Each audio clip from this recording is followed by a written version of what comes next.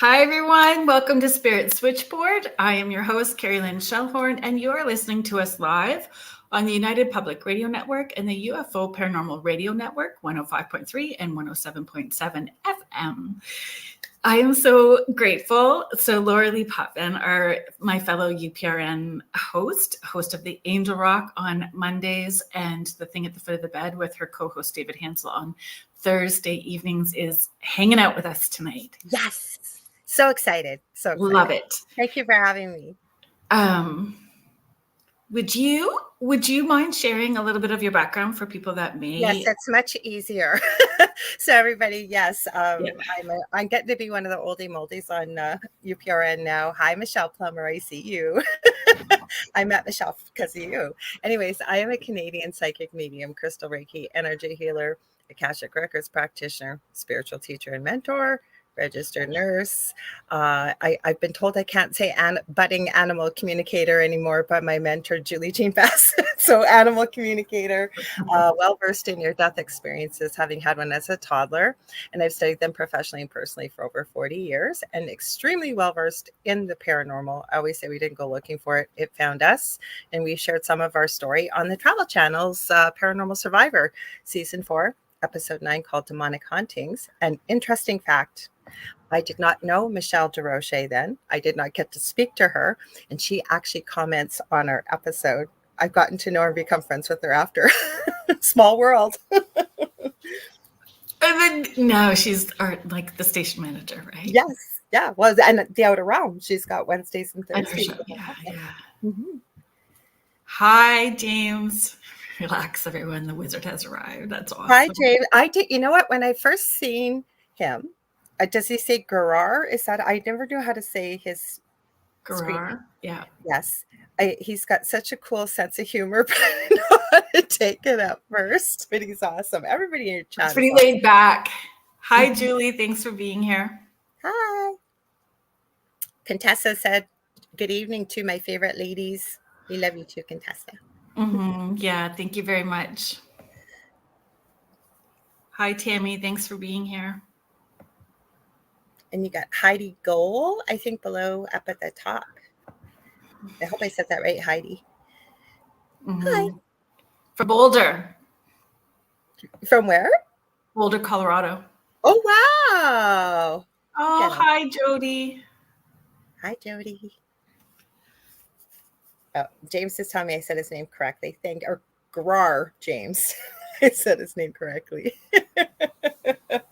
Kerrilynn, I got to tell you, you have the best ideas, because Kerrilynn and I, we're finally going to get to meet like at the beginning of October, first weekend. Yeah, I'm pretty excited. I'm beyond excited.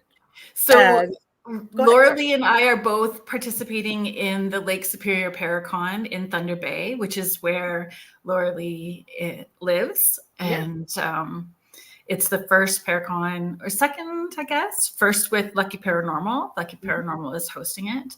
And we'll both be speaking and all kinds of fun stuff going on. So we will be meeting in person. So watch for lives, because we'll be taking pictures and going live and doing all that fun stuff.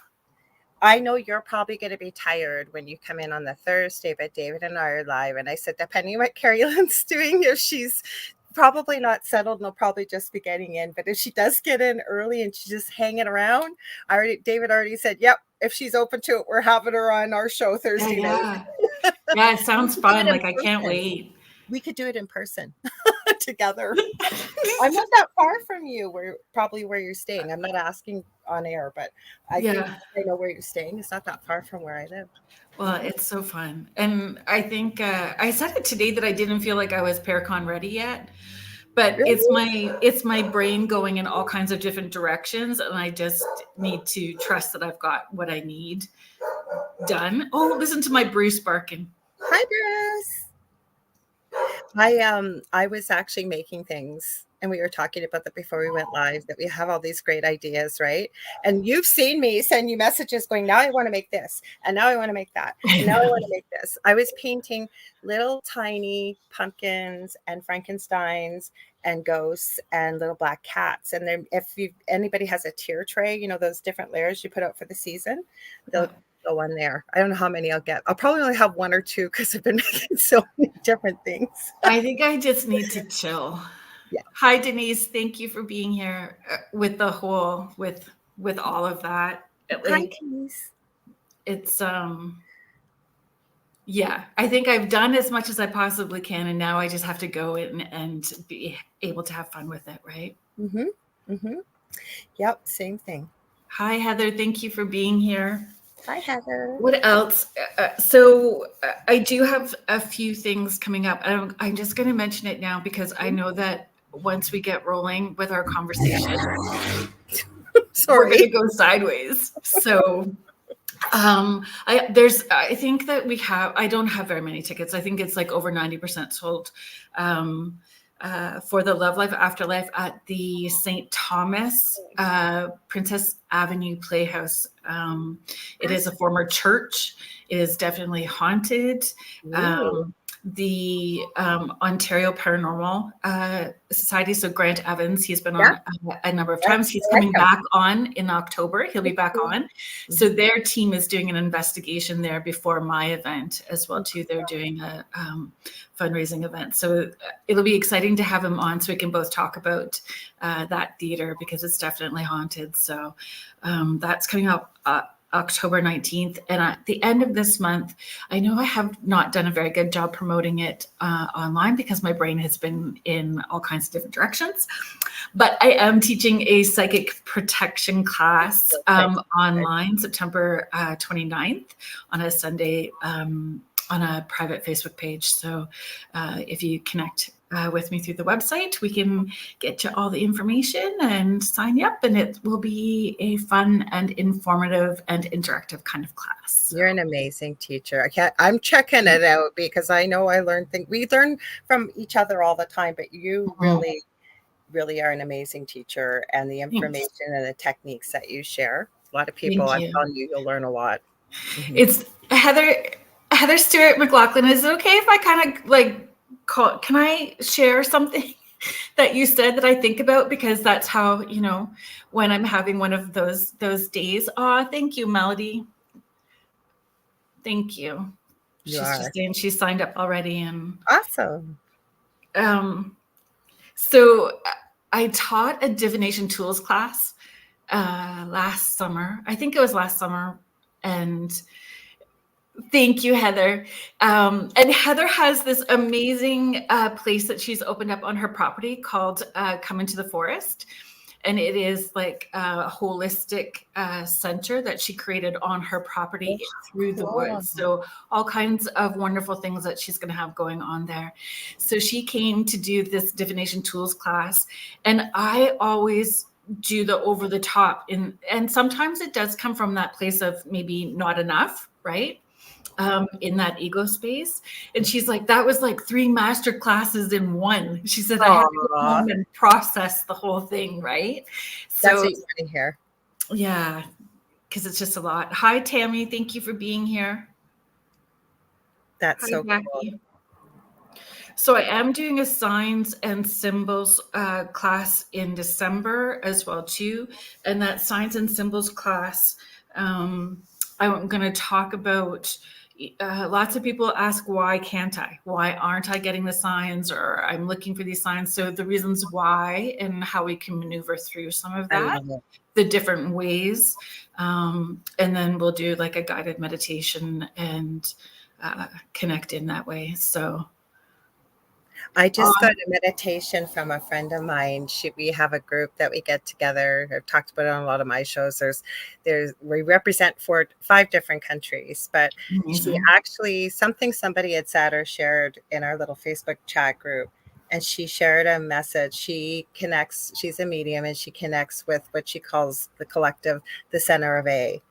It was the most incredible meditation, especially for people that are just getting into spirituality. So I asked her permission if I could use it, because I want to share it, because I think it really helped people that are just very nice. And we're just waiting. No pressure, but waiting for your classes. And well, I'm hoping the new year. I was hoping at the end of October. I have it all planned. I'm just looking for I want to have a space where I can, because it's not going to be a one-day thing, and I think it's going to be once a week. It may be, I've got, I think, 32 different things I could teach a class on, but some of them I think I can amalgamate. So it won't be 32 weeks long, but it's probably going to be a couple months long. So That's awesome. It's coming. Good. Thank you. You're welcome. You're welcome. Hi, Deb. Thanks for being here. So tonight, I wanted to have fun.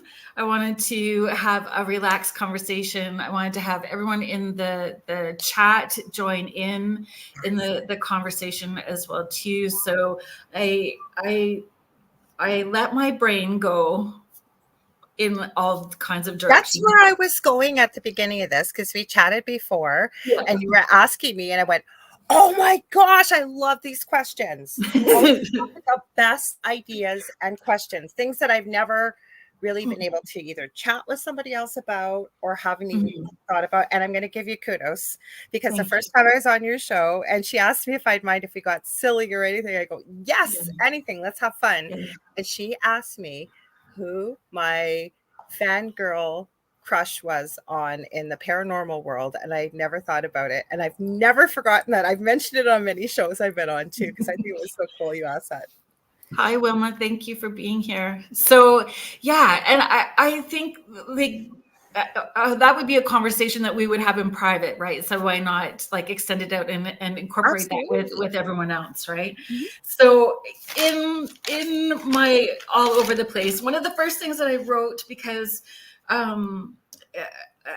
some people know, not everyone's going to know now, that I have a fascination and a love for octopus, like as a creature, as a being. I've read so many different books. The Soul of an Octopus is My Teacher the Octopus on Netflix. Is that what it was called? Oh, it's You're very. Gonna have to send me that name if I can't remember. Now I got to check it out. I'll write it. It's very moving. Did anybody in the chat watch it? I think I said it right. You know who you're going to love that I think I shared her with you, but if I haven't, and anybody else, her name, I can never say her name properly on YouTube. It's peculiarly. So peculiar. I can't even say that word today. Peculiarly Ashley.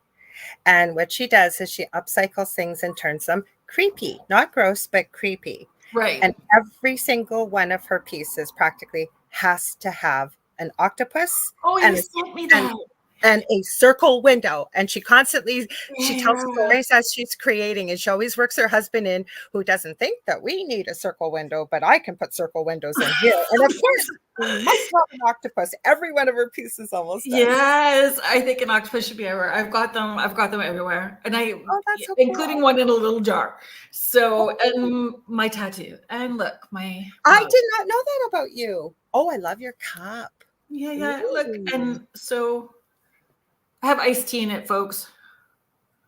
I just grabbed my Halloween. It comes through. So, do you think that? Oh, look at spooky. Yeah.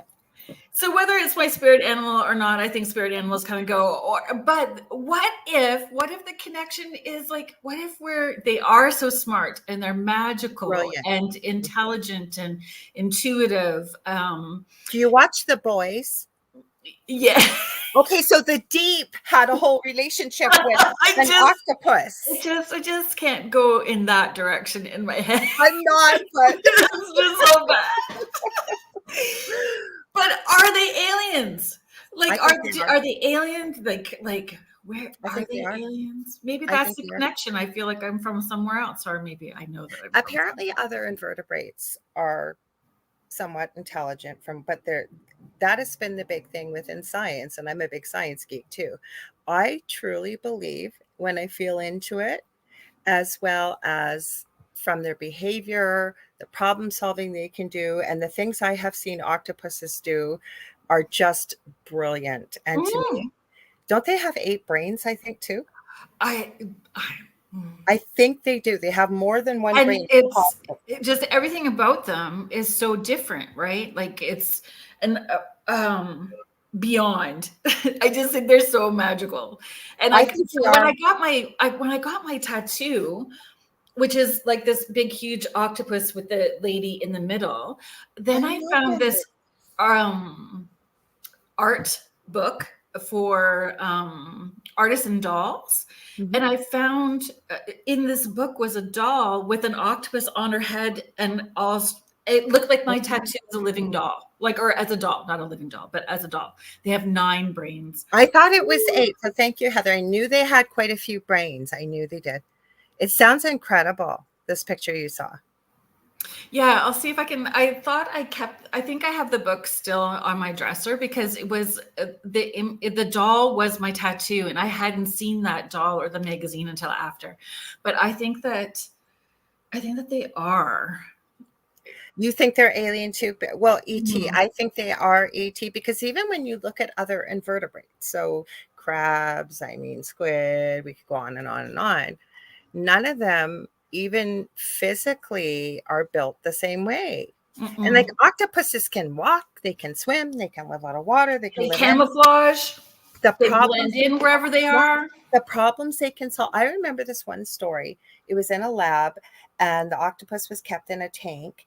And then there was this tank with all these different really expensive fish, remember? And they couldn't figure out how the fish were disappearing until they put a security camera in. And that octopus would wait till they left. Oh, I'm getting goosebumps. And lift off the lid, just walk over there, have a big snack, take a big scoop, and then act like nothing had happened. Like, what animal do you know would do that? Maybe a dog if it was really smart, or a cat. But I don't know. But I think that they're, another planet, another place, another dimension. Where do you? I feel more like dimensional. Yeah, where do you think they came from? I don't know, but I think it's dimensional. But if we think that there's tunnels and connections to UAPs under the water and being underwater, then what if they just chose to stay? I just heard in my head, Octopusopia. That's where they maybe came from. I don't know. I think they're aliens. I do too. I think they're aliens. Okay, let's talk about David Bowie for a second. Okay. So I always giggle because Nora is my small dog. She's 4. She is a Chihuahua pug cross. I did not know that because she looks almost I don't think I've seen pictures of her and Bruce together. So I didn't know she was that tiny. She's a potato. Oh, she's a potato. I love potatoes. What is Melody's just asking a question. Sorry, I'll come back to David Bowie in a second. Because I'm going to share something too with Melody as well that we found out last night with Facebook. Oh, okay. I didn't know Melody is just saying off-topic question. Is anyone else that's commenting, is your name showing up as numbers and then switching to your name, or is it just me? But if you're commenting, I just would like to encourage people to flip over onto either the UPRN UFO Paranormal Radio on YouTube or on Spirit Switchboard with under my name on YouTube, and you may not have that issue over there. Because we found. Oh, sorry. Go ahead. Sorry. Is it a Facebook issue? Yeah, last night, somebody that has followed my show for a long time was able to send me a message on Messenger that you're not seeing my comments, are you? And then our friend Howie or Ed Odell said, oh, that's Tanya, my sister. There was no comments from a Tanya. We started realizing 3/4, I think, of the Facebook comments were not showing up, and had this person messaged me, and it was towards the end of the show, and I felt really badly, and everything was working. So that's what we told people to head over to YouTube. Yeah, I think that there's issues with Facebook and maybe what they're wanting to control as far as live videos and stuff like that, where they would prefer things. You know what? You just feel bad though because your show is very participative like mine, and when people are commenting and then nobody's addressing them unless someone lets us know. Well, that's Melody's saying it has her angel number in it, though, the way that the numbers popped up. So that's pretty cool, the way that ended up happening. Julie, I love David Bowie as well, too. Stephen, I try to find the positive and laugh as much as possible. Even when something's pretty shiny, I will laugh about it. My kids even comment on that. Let's find the humor. because I agree. we need to find the humor or we will not survive. Mm-hmm. Hello, Miss Rhonda. My favorite ladies. Hi, Rhonda. I love Rhonda. We still got to try and find time and have that movie night. Oh, yeah. It is a meta thing. Thank you, Heidi. Heidi's saying contagious. So, okay, David Bowie. Okay. And Miss Nora, where I was going sideways, where I was having my scroll moment. So Nora has heterochromia as well too. So she's got one blue eye and one brown eye. Cool. Same as David Bowie, right? Mm-hmm. Laughter is the best medicine. I agree, Denise. I agree too. So David Bowie, do you think that David Bowie is a hybrid alien or the Goblin King or both? Do you think he's really the actual Goblin King? Do you think there's a bit of elemental in him or was in him? Or is he like a hybrid alien? I feel like he probably isn't from this planet or wasn't. I feel that it's elemental. But what was he in, The Dark Crystal? I remember that movie from a long time ago too. The Labyrinth. He was the Goblin King. Yes. He was the Goblin King. Is that what he was? I never remembered his name of it. But when you said Goblin King, that felt strongly. I know there's been a lot of talk about him being ET or an alien, but to me, he's just done so many movies too. Like it almost seems like elemental. But what's your thoughts? Oh, so the movie Labyrinth? Yeah, just David Bowie in general. Like, what are your thoughts? Oh, David Bowie in general. I think that I feel maybe a hybrid alien, and that could very well be like because there was something otherworldly about him. Mm-hmm. There really was. Michelle Plummer, my first crush. Michelle, did you come to when you came for the seance at my house? Was that one of the times when David Bowie came?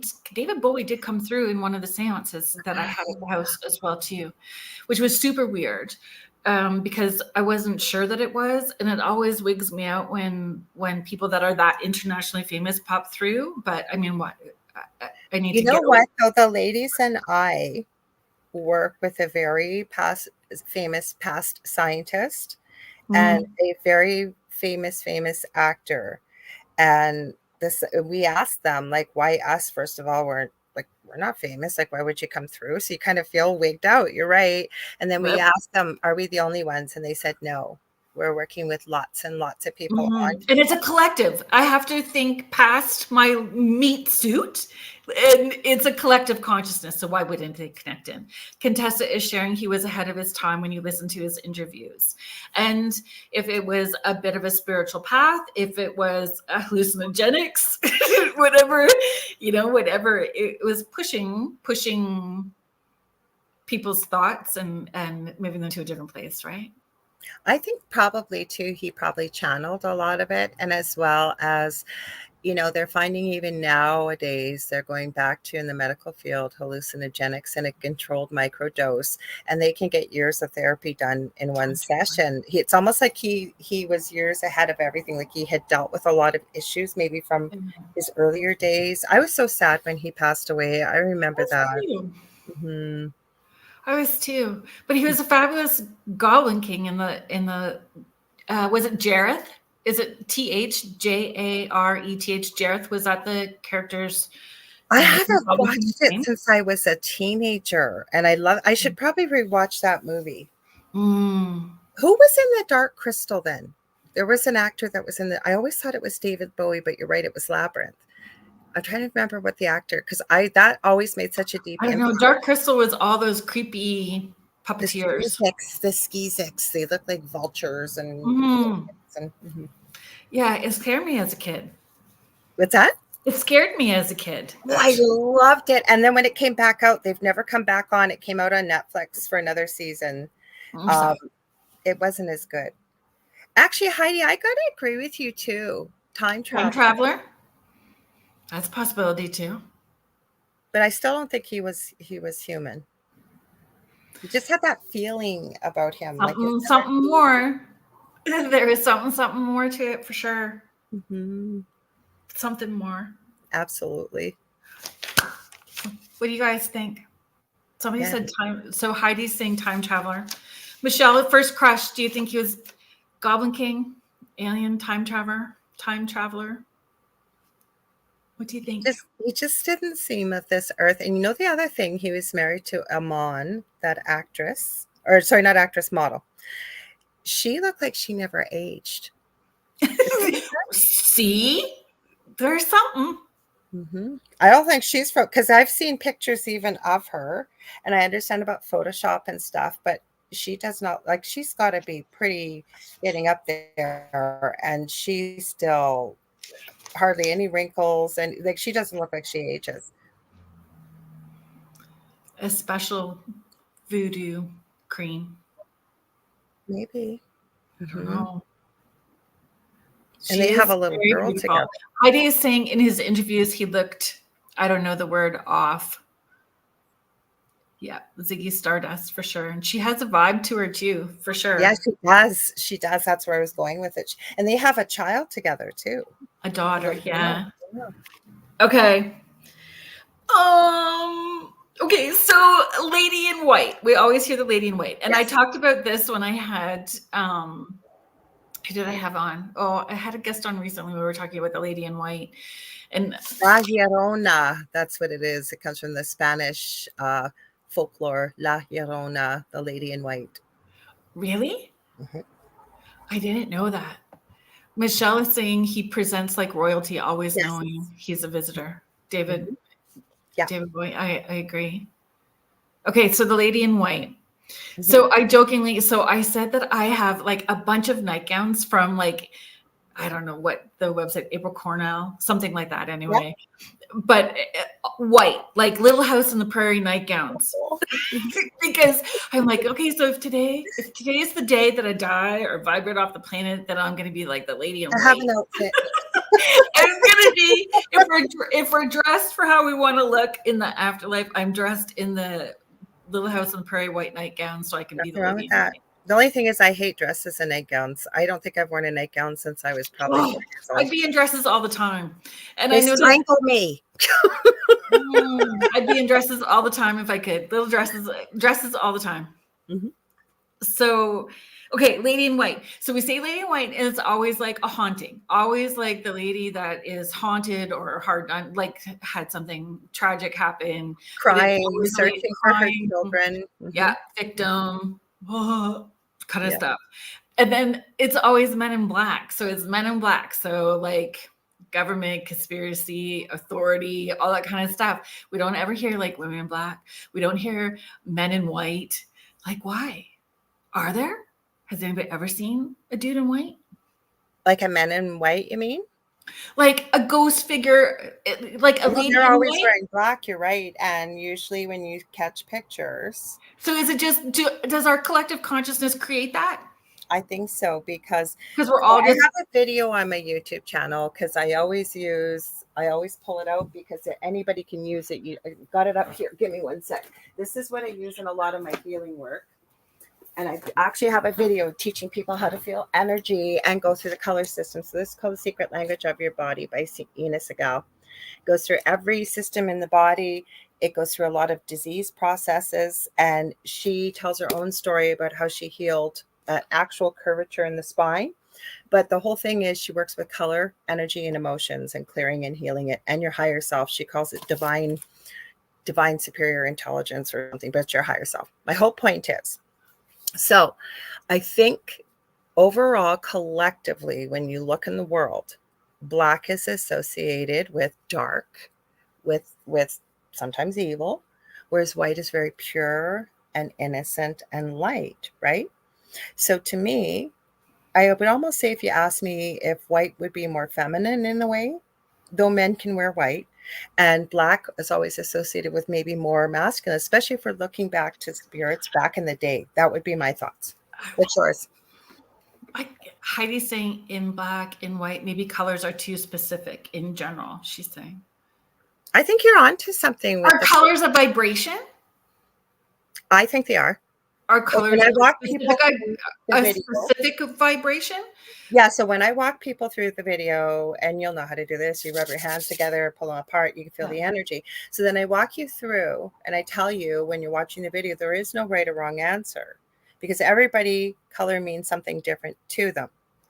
So I think I'll walk you through blue and black, and I ask you, is it heavy? Is it slippery? What is it smooth? Does it have a feeling? Does it have whatever? So to me, it's almost like a vibration. But I think historically and collectively, heck, even when we used to watch TV back in the day, I was really little at that time, a little kid. It was black and white. Right? Deb's saying white moon, black earth. And Michelle is saying, if I was a lady in white, it would be because that's the only way I'd be able to keep something white and not stained. Me too, Michelle. Me too. But I have another question for you. From Spirit. Men in black are taken very seriously. They're very distinctive. Yeah. How would you feel if somebody walked up to you and said, I'm the man in white from conspiracy theory land? I don't mean like in person. Have we ever seen like we always see ghosts, right? Yeah, that's what. Oh yeah.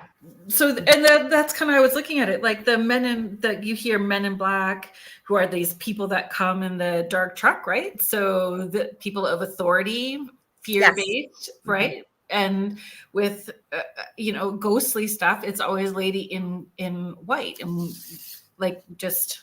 Yeah, but even think about spirit. So, for example, I had a lot of sugar this afternoon. I had a lot of sugar this afternoon. That's okay. Emmy's coming over. So and my brain was going all over the place. Like, do the ghosts not wear? Does guy ghosts not wear white? That's what I was going to say to you, though. So, in my previous home, I have pictures of a very black, dark mist, and I knew what it represented. It was not good.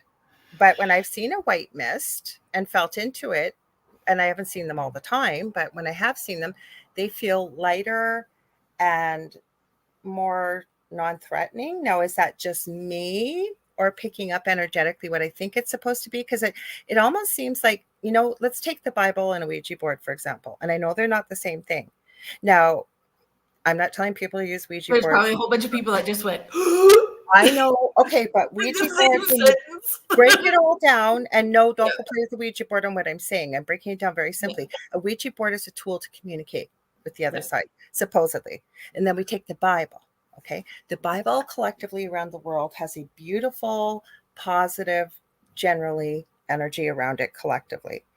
Ouija boards have a very negative connotation around it, and there's way more to it. I mean, we could have done a whole show one time about it, but my whole point is I'm saying collectively, with the look of how we perceive and believe, would that be it?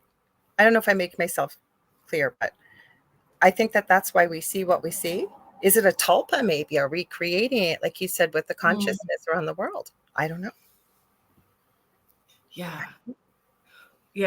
And that's what I thought, like, if it's collective, right? And does it make it just an easier story to receive?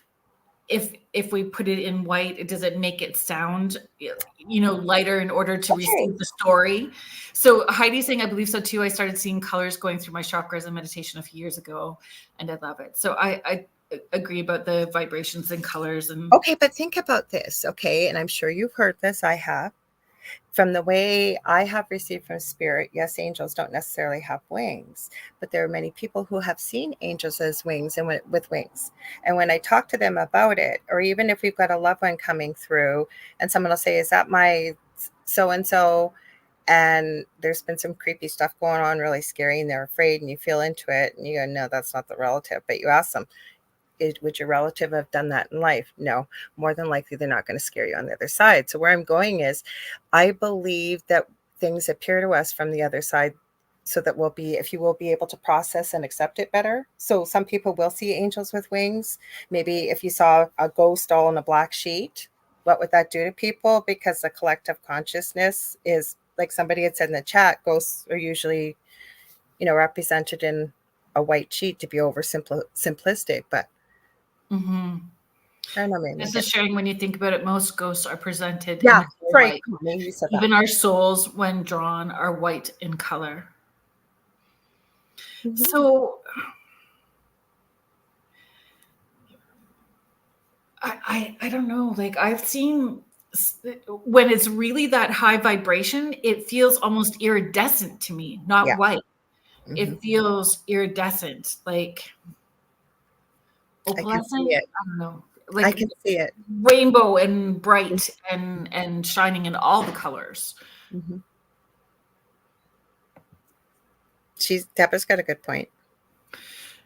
Deborah is just sharing, well, the whole wise woman stereotype, which is in black. Arcane esoterica is depicted as black, as society is frightened of it. I have to agree. Yeah. And seeing through their own perception. But if you think of us as a soul having a human experience here, right? And one of my things I'm big on is, and I know I'm not the only one, but what I'm saying is I talk about this often, about that we've never been taught to even fathom how incredibly amazing and powerful and so many things we could do as a human being that we've never been told is possible. So where I'm going with this is that I think it goes back to the collective consciousness again, right? Like you're going to show you something that you're going to accept. Whereas how would you change that perception? Like my brain's going a mile a minute here. It's probably not making any sense. But my point is that if we used our full capacities with all the gifts that we do possess, and I believe all of us do, and we were taught to use them and know how to manage them, would we have a different experience, because we are powerful as manifestors too, right?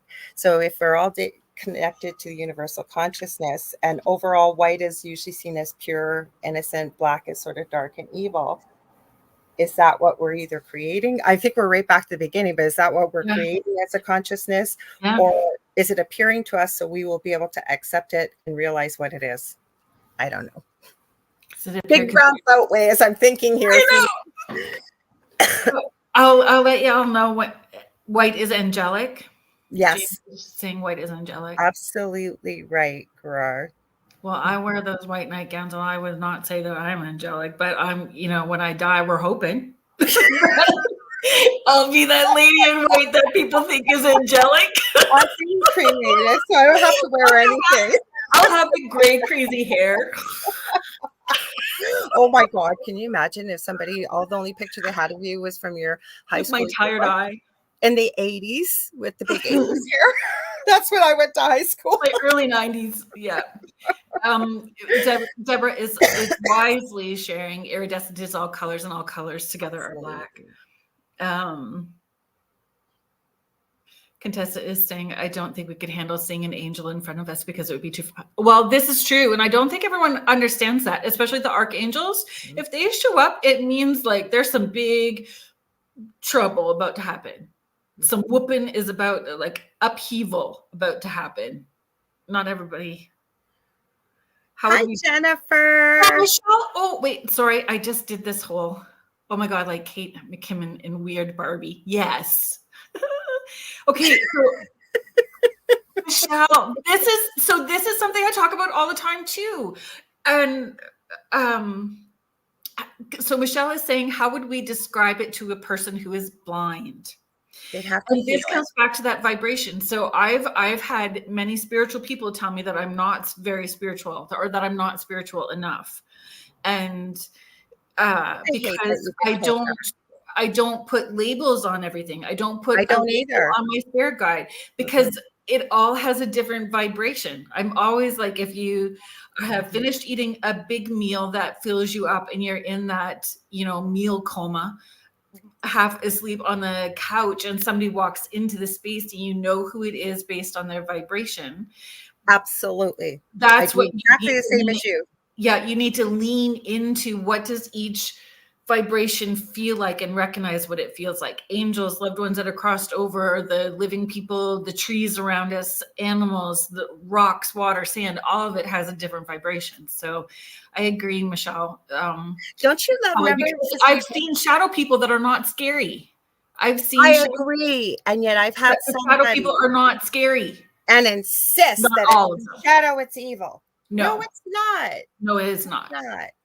That's why we both have remember Shan Clan Shadow Productions. And one of the exercises I've shared before of his that I absolutely loved, he showed a bunch of really freaky deaky, scary looking faces. But he said, don't use your eyes. Feel into it. Yeah. Which do you feel might be good and which would not be good or evil? Right. It would And surprise you.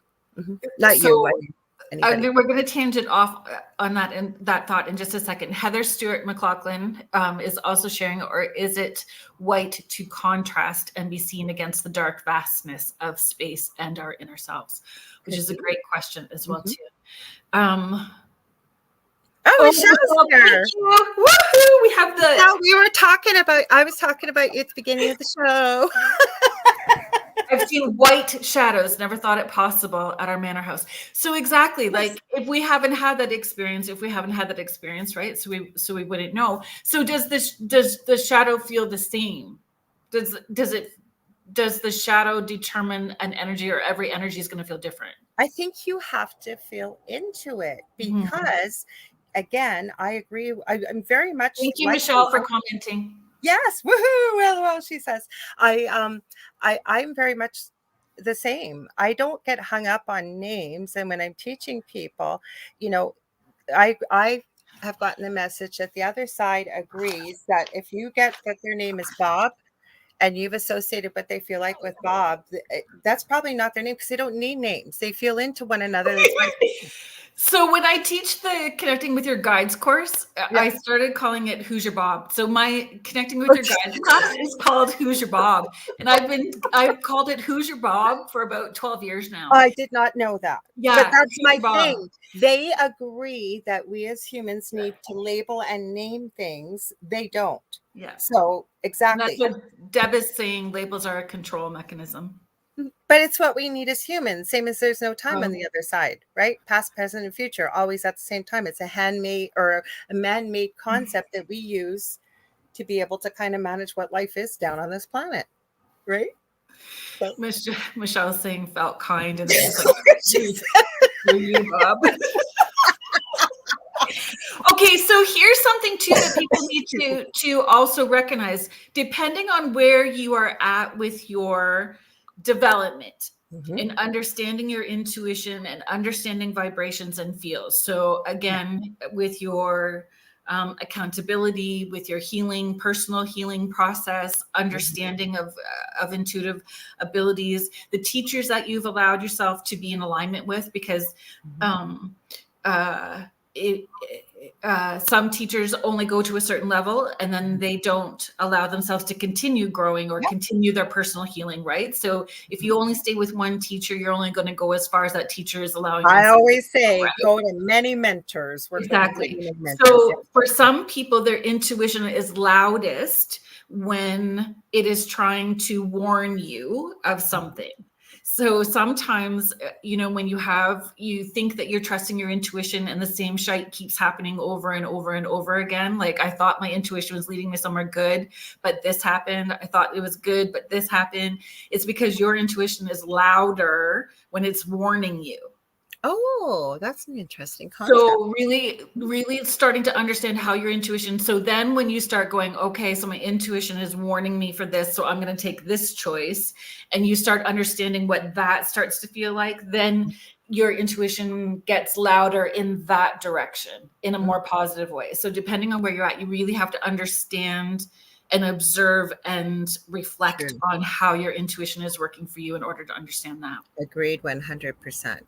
Because I am a firm believer that we have a team on the other side that works with us so that you can also ask for their assistance. Yes, Bob saying I am Bob. Exactly. That's just hilarious. Yeah.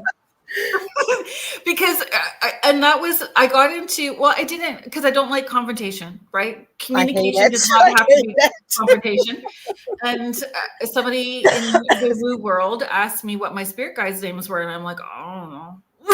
I don't know. I lean in and I just feel them. So I know who I'm working with based on their feeling, how they feel vibrationally, and that's where I just roll with it. So I just put together, I told you this story before we went live, that as a little girl, I was always told I'd have 3 boys. Now, I lost early pregnancy when I turned 50, believe it or not, I did. And then but I kept somebody when I was doing my mediumship course around that time. They kept picking up this little boy around me, and we never saw each other. We just spoke over the phone, right? Students practicing on one another. And I believe that was probably a third little boy. But the whole thing is, this beautiful East Indian woman used to visit me every night when I was like 3, 4, 5 years old. And I talked to her till I fell asleep every night. She was one who told me 3 boys, the whole bit. And she told me her name. And I remember I've asked people over the years, have you ever heard this name before? Nobody had heard it before. And of course, it just slipped my mind as I'm talking about it now, but it was such a strange name. It'll come back to me as we're talking. And I just put 2 and 2 together a couple of years ago. Yeah, she gave me her name, but I don't know what the names of my guides are either. Mm-hmm. And when I first started on this journey, because I was later in life, reconnecting with everything that had always been there. And I asked these questions that everybody asks when you go down this, like, well, when am I going to hear my guides' names? And when is my third eye going to open? And when is this? And when is that? Right. And I now know, like, especially with names, it doesn't matter. It's what they feel like. Right? And it's an interesting thing when in a reading, and then we're going to flip to the next little, because I don't want to get stuck down this path too long, but it's an interesting thing too that I found with readings in sharing readings. Some people feel like that's the gold nugget when you get a name popping through in a reading, and then other people go the other direction and go, you could have just looked that up. So I don't get too caught up in with the names. Great if a name comes through, but I don't. Her name came back, by the way. Katem was her name. I have never heard that name. I have asked East Indian women, not just women, people.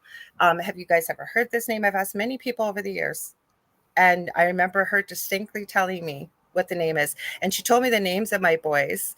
And my middle child is the name I was told. My first child would have been named that, except my husband at the time would, under no uncertain terms, agree to it.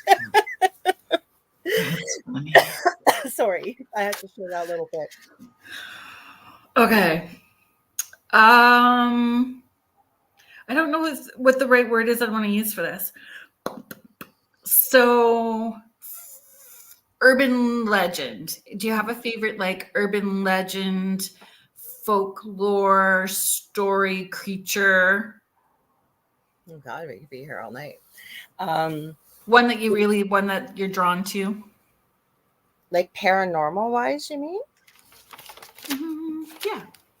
Do you want me to tell you mine? Yes, please do, because I was going to ask you. And then you can think about it.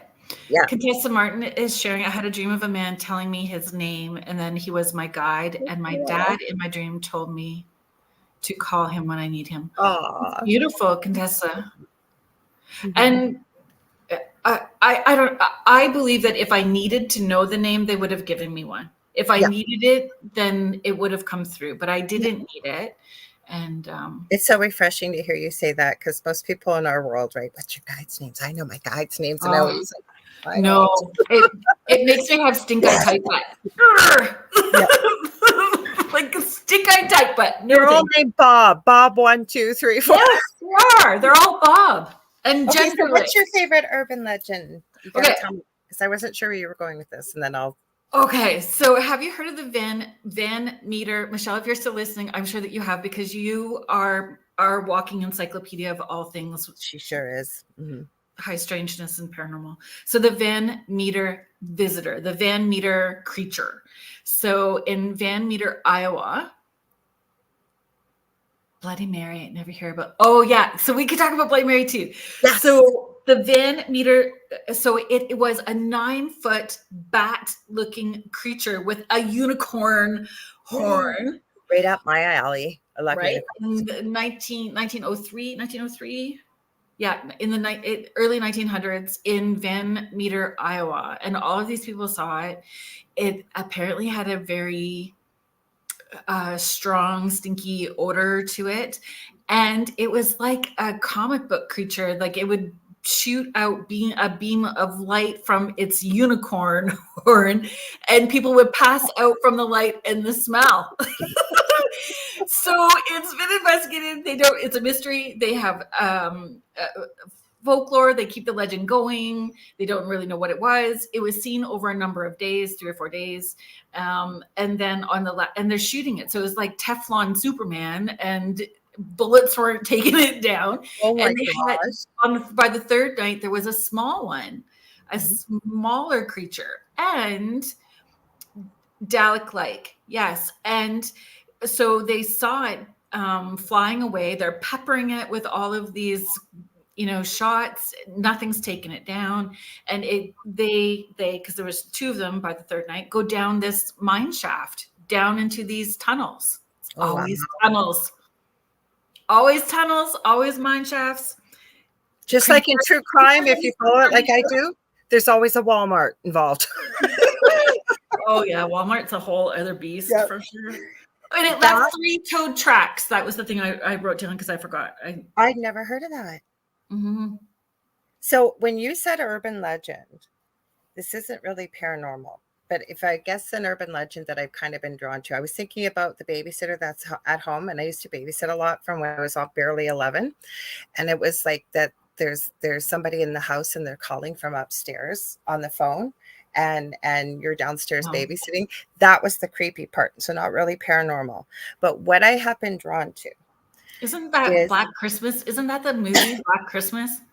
I don't know. I don't watch horror movies, so I don't know. But I remember I just turned 59 in August. So I remember when I would be babysitting, you'd see like shows come on or people talking about it was a big urban legend. So there's still kind of a creepy fright thing. It was back in the day where the young kids nowadays wouldn't even have a clue how to use the rotary dial phones with the big long cord. And yeah, that was our life. Yes, but you're babysitting, right? And you're all alone in a strange house. You're babysitting and you start hearing creepy noises. And especially if there's one upstairs and you hear almost like footsteps and it's not the kids. You just checked on the kids. They're asleep. They didn't go to the bathroom. You just hear weird noises. That used to freak me out. But now this is a common urban legend. Mermaids. And I was watching because we researched for a show. So yesterday I was looking for some interesting stuff. We didn't talk about it, but we probably will on one of the upcoming shows. There has been over the last few years, I believe it's in Nigeria, and countless people witnessed it. These 2 little boys being dragged into the water, and they lost their lives that way. And it was a mermaid, and lots of mermaid stuff. Mm-hmm. Michelle was like, what the heck? Sounds a bit like Mothman. However, I'm hearing a bat-looking creature minus the horn. Okay, so the other thing that Michelle was adding that I would say for mermaids as well too, she's saying, I wonder if it's sort of like a tulpa. A certain thing shows up and people give it attributes and eventually that's what manifests. But even with that or with the mermaids, misidentification too, right? Yeah, but there was countless people, and it wasn't the first incident. That was with this thing too. And that's just it. It wasn't like just a group of kids seeing this. And these kids were they had seen it. They kept trying to capture it in the water. Most of the kids were smart and stayed on the side, but these 2 boys went in, and then they eventually came up from the water, got pushed up onto the rocks, and all these people were gathering because kids were screaming. So apparently, I'm getting goosebumps. So apparently, adults and kids, like tons of people seen this. I'll have to find the clip and I'll send it to you. You can't see it, but you hear the story of it. And apparently this thing came up, looked very humanoid, but not human, with a fish tail, and grabbed the kids and dragged them down into the water. And they lost their lives that way. Mm-hmm. Yes. Dr. Something's Island, where he is. Monroe? Is it Monroe or something like that? Yeah, okay. Where he's creating creatures. Have you checked the children? Yes, Jody, that was it. That was the line. Have you checked the children? And it's the phone call, and it's the creep from upstairs. And I remember that. It does sound a bit like the Van Meter. So it's the Van Meter. You're gonna have to send me info on that, and I'll send you the mermaid thing that I found yesterday. Yes. But I believe in mermaids for sure. But I thought they were dimensional. But again, Dr. Moreau Island. Thank you, Michelle. You know what they said? So underground tunnels. Is it underground center of the haven't explored whole other world? Yeah, there's most of the ocean we have not explored as human beings. Mm-hmm. Right. So, yes, could they really be there? Because you know what? I love fairies and I know I interact with them. I'm not going crazy, but it's an it's an energetic type of thing. It's not like I'm seeing fairies with little wings running around all over the place, right? So I believe them to be dimensional as well. Mhm. Yeah, I've seen. I don't know what type of fairy because there's going to be right different. But I saw something that I would say was elemental, Mhm. um, but it looked almost like it was fireflies in the bush, like a shrub when I was I've walking. seen the colors, and some of I didn't put them out this year because the garden grew really well, but most years it hasn't grown well. And I think, oh my goodness, we didn't put the crystals out. Now, is it because I am energetically thinking that the crystals are going to work, that the plants grow better? I don't know because they did not have crystals this year and they've grown amazing. But I do a whole garden and it's a beautiful thing because people that are strangers come by and they talk and we get to meet, I get to meet people walking by that I otherwise wouldn't have talked to. So it's kind of a thing to draw people into. Now, is it the fairy energy or is it, what is it? But brings people together. Okay, so Michelle, I was going to start in with the Bloody Mary, but then you have such a big connection to Hawaii. Do you have any, like, have you heard stories about mermaids around Hawaii? And Deborah Morse, if you're still here along the coast of California, are there mermaid stories along there as well too? Are mermaids elementals? Well, I don't know. Okay, there was that series put out by Nat Geo quite a few years ago. Everybody was talking about it. It was about 5 to 10 years ago. And they had this special device that they could go really super deep into the water. And they supposedly captured this mermaid coming up, putting its hands on the glass. That was proven to be fake.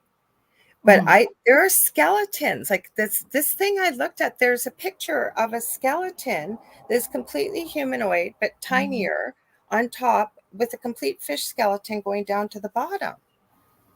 And it was from a long time ago. Weird.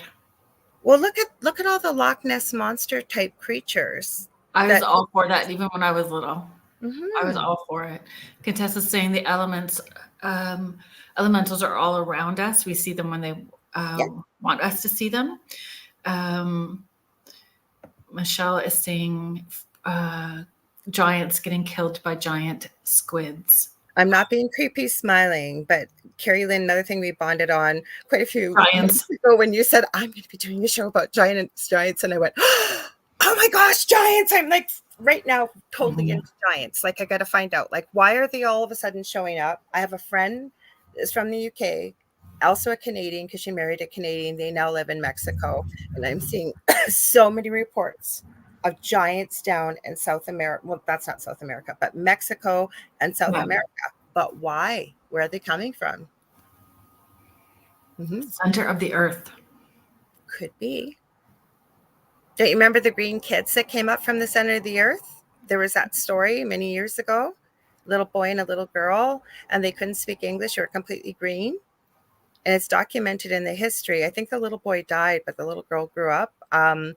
I think she always maintained kind of a thing of green, but she learned how to speak English. And as I understand it, I think she came, I don't know if it was a dimensional portal she came through or not, but she said it was underground, center of the earth. Crazy. Mm-hmm. Michelle is sharing copper works wonders for gardens. I bet it does. That's a good idea, Michelle. That is. Let's watch.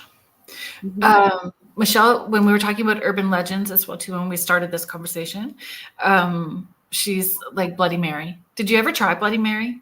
No, I really I don't like creepy things, and yet I'm into the paranormal. But I probably never. But we create all that, like Slender Man, right? So Bloody Mary, I would think like because there's so much. Slenderman's a tulpa. I think Slenderman I is a think he's tulpa. too. I think Because it was a creepy pasta. And then now you're seeing people. I always say, though, you can't trust pictures and video nowadays with deep fakes and AI and everything else.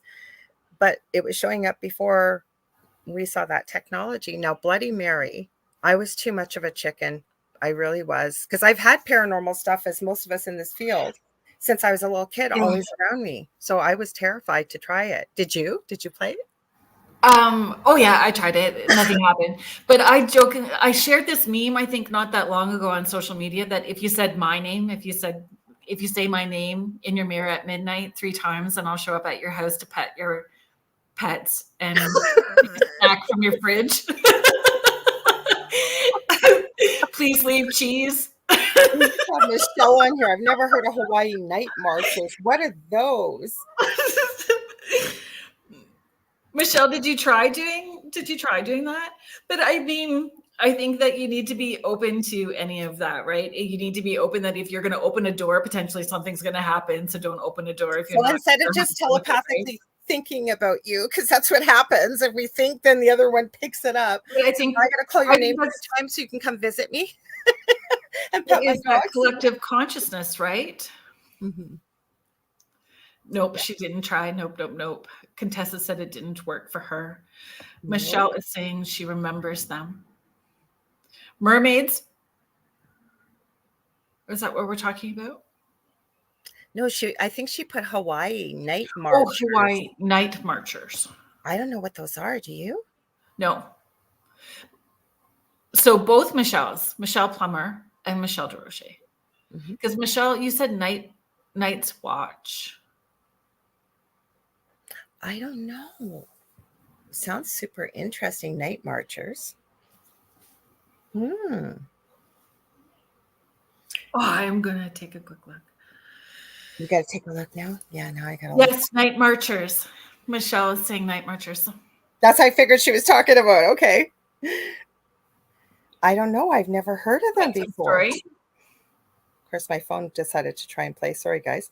I'm now going to see, what is a Hawaii night marcher? Or Hawaiian, I guess I should say. Night march. That is so. Michelle is like a walking encyclopedia. I know. Okay, let's see. Okay. Did you grow up with those stories, Michelle? Michelle Plummer? Do you want me to tell you what it is after, or you want me to tell you what it says? A night marcher, the legend, known as I'm going to screw this up. It looks like Huka'ai Po in Hawaiian, are the ghosts of centuries, old warriors who still roam and haunt the islands today. I believe that 100%.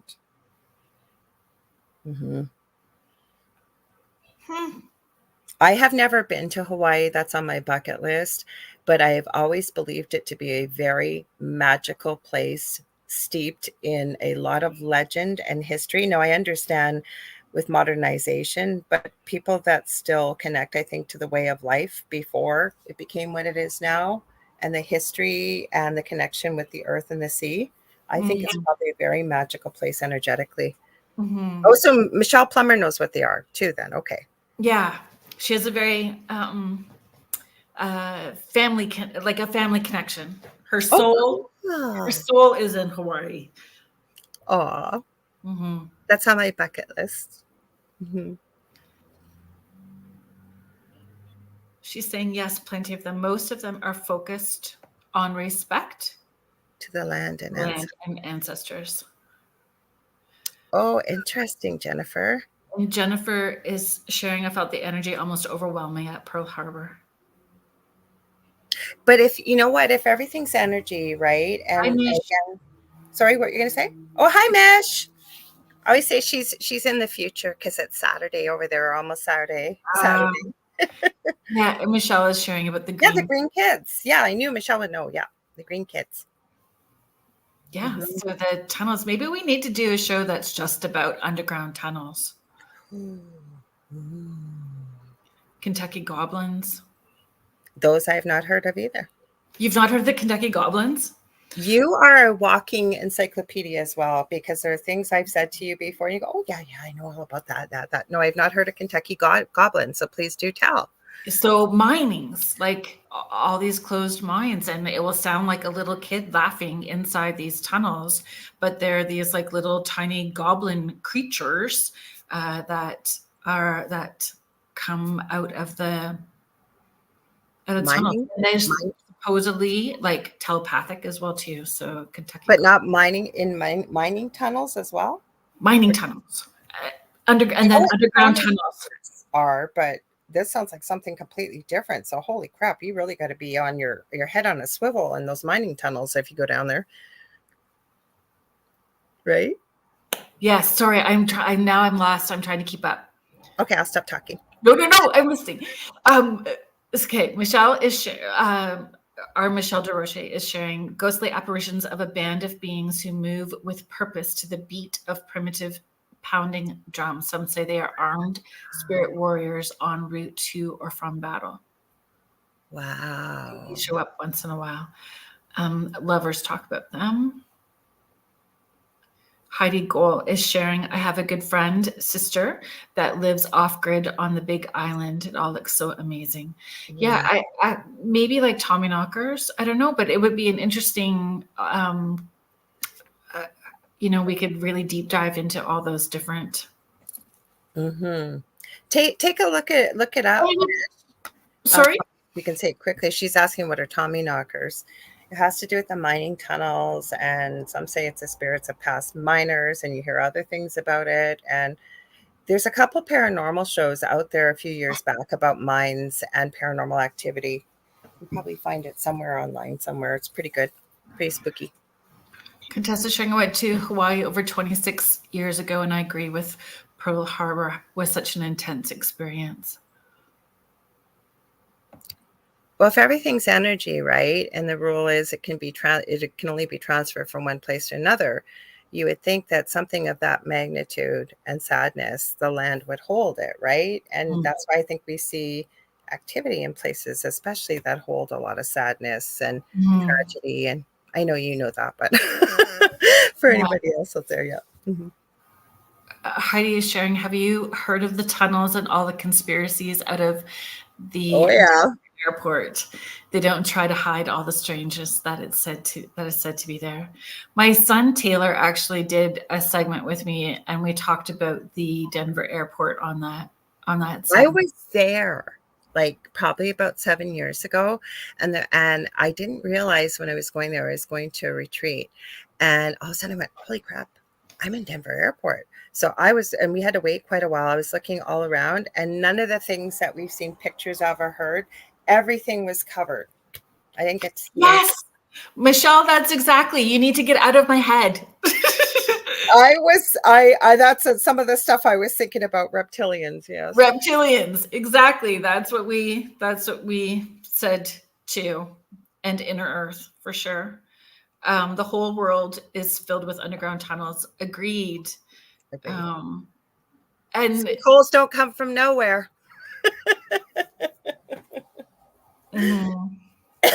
Excuse me. The rabbit hole goes deep. Yes, it does. Didn't you have a question on there about dogmen? I did. I'm not trying.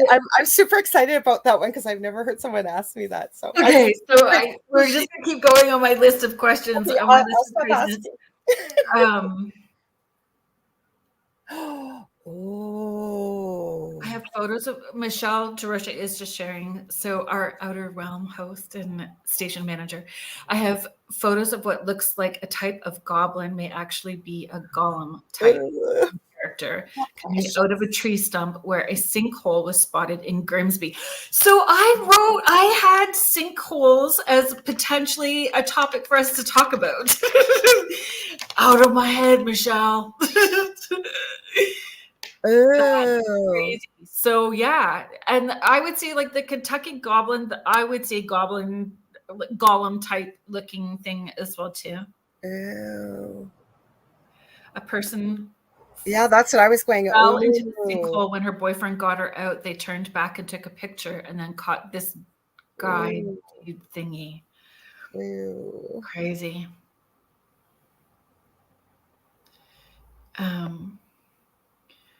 Michelle Plummer is adding, I know it's been said that we weren't meant to know everything, but maybe we could appoint someone. Right. Would be great. Okay, let's do our station ID, since we do have our station manager chiming in. This happens to me too, though. We get talking, right? And so there you go. Yeah, well, yeah, and the little bump to the 10 after the hour, I forget the time, and then I start to panic as I get there. So I'm yeah, don't want to get in trouble. So if you are just joining us, if you're joining us in the chat or you're just listening in now, thank you so much for being here. I appreciate and am grateful for everybody that contributes to the conversation and the energy of the shows. You are listening to Spirit Switchboard. I'm your host, Kerrilynn Shellhorn, and you are listening to us live on the UFO Paranormal Radio Network and the United Public Radio Network, 105.3 and 107.7 FM out of New Orleans. And today I have fellow UPRN host Lorilei Potvin, host of the Angel Rock and the Thing at the Foot of the Bed. And we are just having like an open mic night talking about all kinds of different things. Yes. And we just did sinkholes and goblins and underground tunnels and inner earth. Kerrilynn, I'm going to give you props again. You asked the best questions. When we've even had UPRN things like get-togethers that we share with everybody online, whether it's been in the past, like different holidays and stuff, and you've been here, you've come up with the best game ideas that involves everyone. Say we had a panel of hosts, it involves the audience, it involves everyone. She's so creative. I love it. Thanks. It's because I eat too much chocolate in the afternoon. I eat chocolate too. And I have ADHD. We just decided that after you told me, and I said, yeah, I took one of those tests because I'm starting to feel it myself. Where they say that the number, like that where you're supposed to be is 9, and you get almost triple that. There's some stuff happening. Mish is saying, great surprise seeing you, Lorilei. Thank you. You know what happened, Mish? You had to go to work, I think, because we were talking about it last night, David and I, on the Thing at the Foot of the Bed. But I'm glad you're here too. Everybody's here. So my question was, do you think that Dog Man and El Chupacabra are connected somehow? Like, could...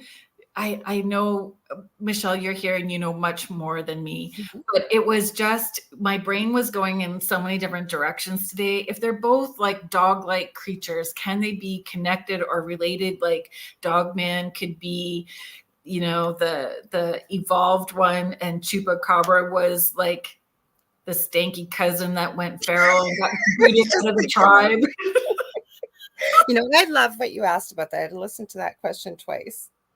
Not here, but before. And I didn't think of any answers either. It's just kind of cool. You were, you know, what do you think of some of these? I didn't know if you were going to ask them. Most people would say, do you think dogmen and werewolves are related? But you said Chupacabra. Yeah. So where I'm going with this is, I think there may be some sort of bloodline relation, because let's just talk about dogs, right? They started with wolves. And look at the plethora of breeds that you get from tiny micro chihuahuas. And Michelle, I'm thinking of you, Michelle, Roche, and Joe, to the Great Pyrenees and whatever. And none of them resemble a wolf. No. So is it possible? I think they could be related. Like just however. I don't think they're as evolved, though, Chupacabras, compared to what we... No, I don't think it's evolved. You know, like it's that, because I had Thomas Seawood on when we were talking about Bigfoots, and he's from Vancouver Island, and he was talking about how Wendigos and his belief system, that Wendigos are feral Bigfoots that have been kicked out of the community. And so, you know, I was just thinking about that when you're thinking about like all the different creatures and ones that have some kind of, I won't tell. See, you do know. She does know.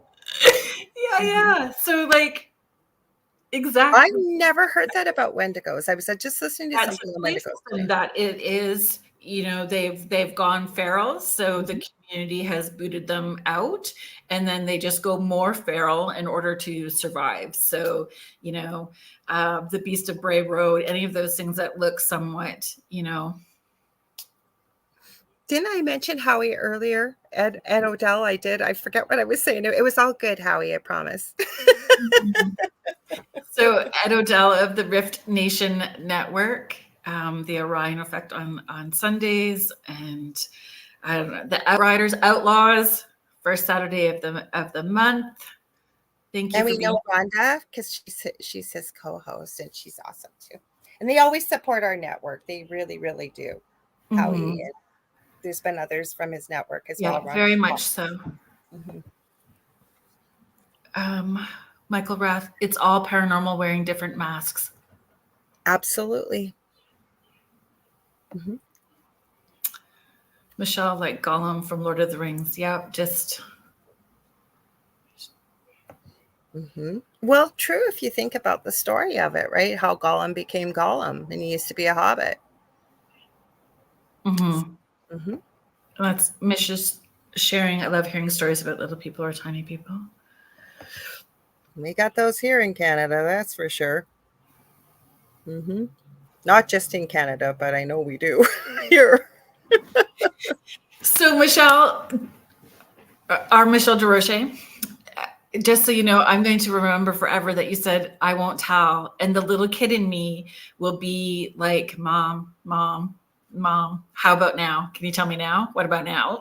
Christmas morning. So you're going to have to, we're going to have to, maybe again, what if underground tunnels or El Chupacabra underneath the ground? I just think I listened to her. Her name is Lilith something on YouTube, and her partner, I forget what the name of his channel is, but they narrate stories that people supposedly send in. And so she'll lump them together like in a 2 or 3 hour thing. And like if I'm creating, I'll throw them into my ears, just something to listen to. Right. And the amount of people that talk about dogmen encounters, it crap their pants seeing them, and I would too. But the thing is, most of them say there's a real intelligence to the eyes, never mind ferocity and ever else. And then I keep thinking, well, nobody's talked about it attacking them, like getting hurt. And then I think maybe those ones aren't around to tell us what happened to them. I hope not. But whereas Chupacabra, you hear different stories. I agree, Michelle. Dogman, wolves that walk upright, wendigos. But all interconnected. Well, there used to be a species on Earth, apparently, not even centuries, eons ago, apparently, that had a dog-like head and featured very much like a dog. And they had a language, but it wasn't what we would call as human beings speaking. I am positive I've done some research on that before. Mish is sharing Dark Waters years ago would do stories about dogmen. And like dogmen seem to be the hot topic. And skinwalkers. Every second paranormal channel lately, it just seems everybody's talking about skinwalkers. Michelle is saying my chihuahuas think they are werewolves. Wow. Nora is a chihuahua pug. So she's shaped like a potato, like a pug, but she is chihuahua head and chihuahua attitude. Oh, wow. E.T. races, Dogman. Oh, we just went somewhere else. Howie is sitting on his stump, listening, legs crossed like Doctor Who. I hope you're still not on that stump you were on last night, you said. And not on the stump that Michelle has a picture of with the goblin coming up out of it from the sink. So Garar said they have skinwalkers in New Mexico. What about chupacabras? So everyone's idea of what is like, I think skinwalkers is a term that everyone maybe has a mixed idea of what it is. So, or misconception of what a skinwalker is. And then the Wendigo is different depending on, I had not heard the Bigfoot theory till you just shared that, but I could see why. And I could also see from dogmen too. And why are we hearing and seeing about dogmen lately over the last couple of years? Is it because people are talking about their experiences, and with the internet, it's spreading. So people with talking and speaking and what have you, kind of like what happened with Slenderman. Is that why we're seeing it, or what is going on? Because I don't remember hearing about Dogman, say, 15 years ago. Do you? Like, not the way we hear about it nowadays. But I mean, I have been so in a lane, not exposed to a lot of stuff, right? Like just very. So you don't find a difference, and you've always kind of heard about them. Is that what you mean? No. Okay. Like 15 years ago, my kids, I would have been immersed with trying Yeah. to survive as a single Yeah. mom with a whole bunch of kids and doing sessions and stuff like that. So not so much involved in paranormal as I am now. So I wouldn't know the difference between then and now. Yeah, it's like they came out of nowhere. Like people, it seems, from Michigan really started But talking. are they, is it, so do you not find that things come out more to desensitize us to be ready for whatever the next thing that's going to make an appearance for? I don't know, because like you always you can pop on. That's what I was thinking. You should just pop on instead of trying to. Mm-hmm. Sure, show though. So. So somebody's asking, did they ask what is a skinwalker? Yeah, sorry, Donna. Donna Marie Rowe is asking, what is a skinwalker? It should be called skin crawlers. I'm sure my skin would crawl too if I saw one.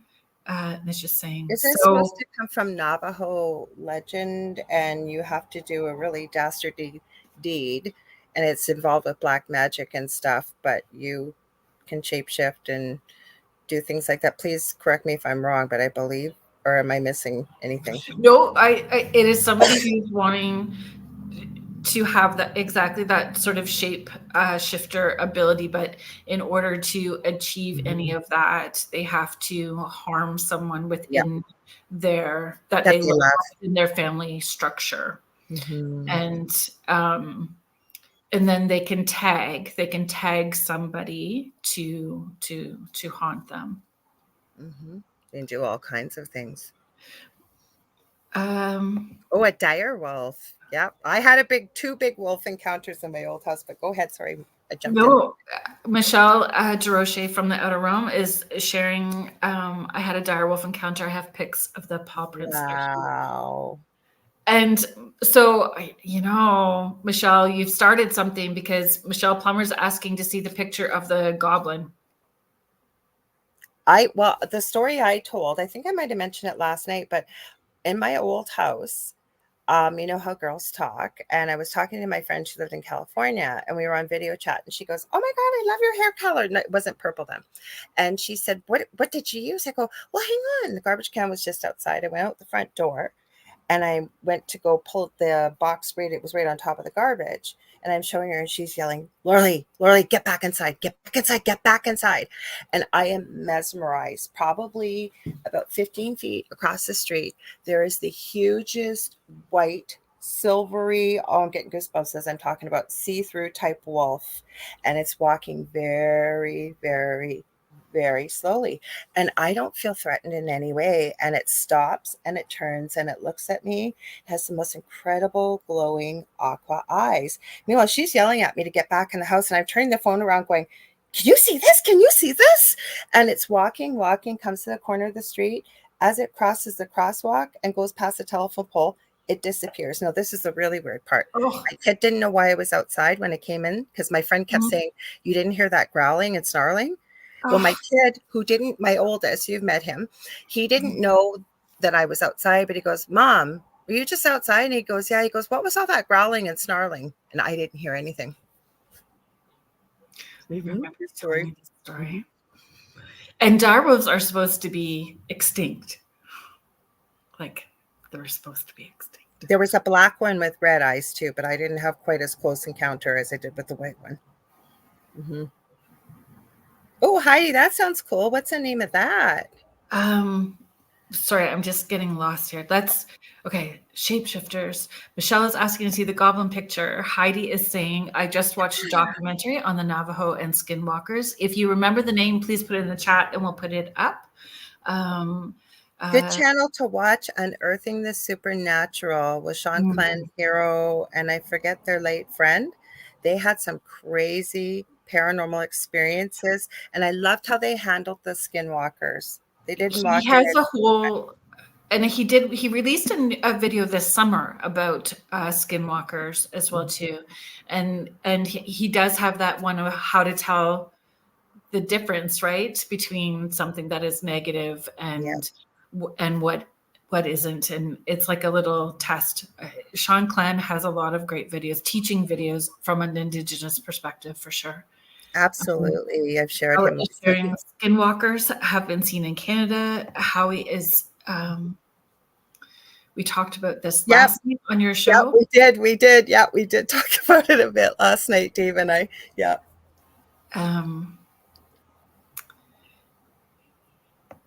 Howie's saying, I remember when we talked about this years ago. That's good for you to remember talking about this years ago, because I didn't. But it's things I would have read about or what we're interested in, but I wasn't immersed in it. I ate, breathed, and slept it because of the environment I was living in. Right. And I started locally and eventually worked my way out to the world because I was looking for help in my previous home. And I realized we had to be the ones to face it. Every time we looked and reached for help. Mm-hmm. Right. There's some personal accountability that we need to take regarding whatever activity we are having within our own space. And 15, well, I wouldn't even, I guess it would be. Oh my God, I was going to say it's not 15 years ago, but my oldest son is 31, and I'm trying to think back to like when he's 15, 16, which is now 15 years ago. That hurt. I hear ya. I hear ya. We had a lot of elemental stuff at that point in time, like a lot of elemental stuff happening. So we had trees that were talking on our property. I taught my kids that, and I know you probably did too.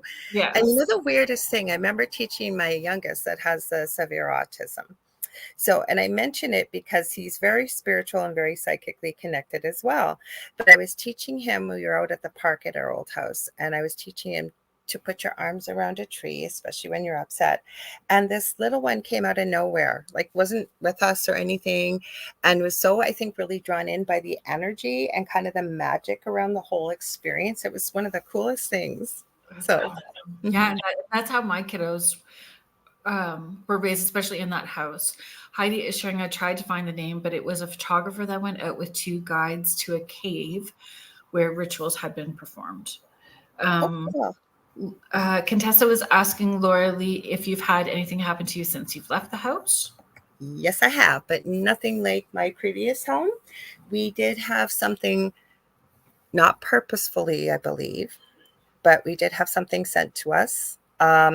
We've had some curious bypassers lately. I don't even think I've told you this, but I talked about it last night. Over the last week, I will be sitting outside. There is not a soul around. It's usually at nighttime. And the most powerful smell of men's cologne comes through. It feels male to me, feels like it needs help. I've tried communicating though, and I'm not getting anything. It doesn't come into the house, and it lasts for about 2 to 4 or 5 minutes, and then it's gone. Since the new neighbors? But it's not them. They're not outside. Like, I mean, I was looking. But I mean, could it be connected with the neighbors? I think so. Yeah. So I still get things, but nothing like the previous home. Sorry, I didn't mean to jump in there. Howie is saying, do you think the owls just hoo-hoo? No, they deliver messages and warnings. Then you look at Mike Cleland and him associating owls with UFOs and ET experiences. That's a whole mind trip, right? His book is called Messengers. Super cool. Oh, cool, Howie. Thank you. I'll take that our energies are right? Thank you. Oh, yay, she's here. Yay. Add her to the stage. Hey, man. It's easier than typing, man. I was just getting frustrated. So. I said that earlier, and then I started to, and I thought, this isn't your show, Laura. You mind your business. I appreciate you popping on, though. That's no problem. It's just easier. Because I know that you were helping Annette earlier as well too, so you've had a busy night on the network. That's okay. It's a lot of fun. Network stuff is always fun. So plus my friend Morgan Knudsen was on. Yes. So it's good. Yeah. But and so Morgan will be on Spirit Switchboard as well too, I think in early December. Oh, that's fantastic. She's a lovely guest. She's a lovely person. She's been on with us and coming back for Spooky Month in October too. Yay! So, yeah. Get a bit of Canadian content in there. Right on. So Michelle, the goblins, I got to ask because people are asking to the goblin pick. Honest. What the goblin or the what the sinkhole picture? Oh, okay. So years and years ago, which is kind of wiggy because Grimsby's pretty close, right? And somebody sent me this picture, and I'm looking at it, I'm going, oh, it's got to be pareidolia. Yes, this can't even be a thing. And she said, there's a story with this. She goes, I was hiking through the woods in Grimsby and fell into this huge sinkhole, and I had to wait. I'm yelling and screaming, and my boyfriend comes and finally gets me out of there. And when I was down there by myself for about 30, 40 minutes, because he had to go back to the vehicle. He had to try to find something to help me with. It's not like you carry a ladder or a rope or anything like that. Yeah. Anyway, he finally got her out of there, I think just using like coats and stuff like that. And he pulled her out. And when they walked away, they turned around to take a picture. And there's this old decrepit tree stump. And then you see this bald head and ear things like pointy. Yeah. So I looked at that and I'm just like, I'm never going to walk the woods of Grimsby again. It's all about the escarpment, right? Drive that on a regular basis. I know. So does that stuff, is it dimensional when the door opens? Is elementals dimensional? Is it like, so the sinkhole, did that create the sinkhole, or the sinkhole just opened the door and it was? I don't know. The thing could have been there living in this tree stump. True. You know, like a hobbit lives in the Shire. You know, like it could have been there the whole time. I mean, why do sinkholes happen? It's something that's unsettled, something under the ground. You know, maybe an old tree fell and they cleared something at some point. Maybe the roots rotted away, and like it's so hard to say. There's many variables, but I'm just a true believer that there are portals and doorways everywhere and things that can come in and out so easily. And wrong place, wrong time. Like if you would have asked me in Burlington with the direwolf experience, I'm in my kitchen washing dishes, just washing dishes. I remember you talking about right? This. And I'm just minding my own business. And all of a sudden, and it's wintertime in March, this huge frickin' yeah, kind of like that. Howie.